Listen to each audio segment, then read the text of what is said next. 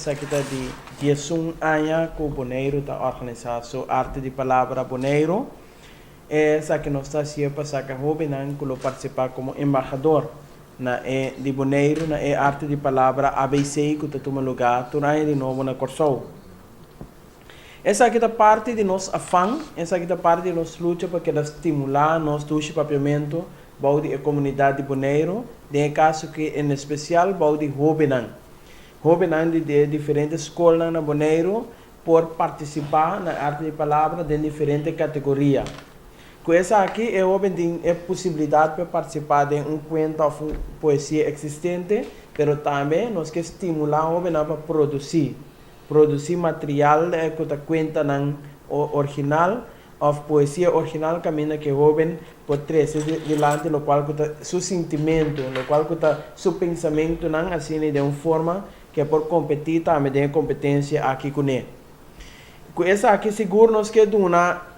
empurre no qual que papiamento não somente para o jovem, mas também para maior que pode ajudar o jovem para preparar para a competência aqui. Maior que pode ajudar o jovem a escrever conta, escrever poesia na novo e lá que o jovem participar com ele. Já nós mira diferente escritor grande que escreve conta como muita participar com ele e também cosechar o êxito. Por exemplo, me tenho que mencionar que ano passado Sandy Yon Valentim ganha o primeiro prêmio de conta existente com conta netamente de boneriano que está nós do Dui Marchena. Assim, me quer mostrar que essa aqui não somente está estímulo para o jovem, mas é estímulo para o escritor boneriano também por seguir escrever seu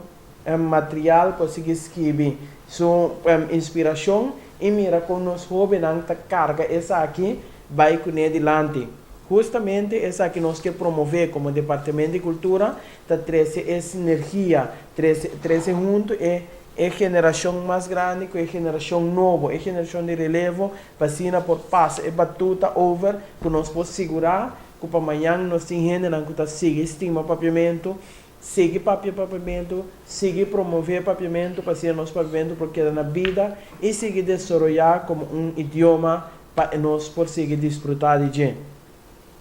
E aqui me tenho visto também que nós temos partner novo em arte de palavra, sempre vai governo de Boneiro a pôr seu scout dessa aqui, sempre vai governo de Boneiro a estimular o uso de papiamento, de competência aqui de jovem, pero aqui nós temos também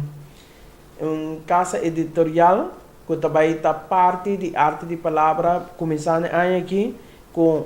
prêmio